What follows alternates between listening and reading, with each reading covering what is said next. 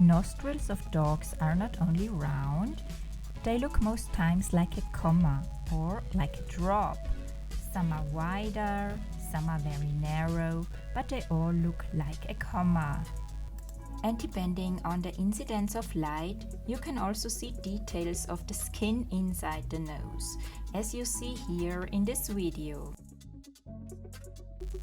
And often you have to draw the ends of the nose into the nostrils, as you see here on this picture, that the ends of the nose go inside into the nostrils, into these black holes.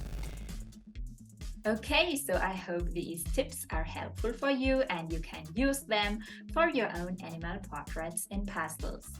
If you're a beginner or if you would like to improve your drawings, then I invite you to join the waitlist for my membership Animal Art Club. The doors are closed at the moment, but we will open again in September. See the link in the description below. And then see you in the next video.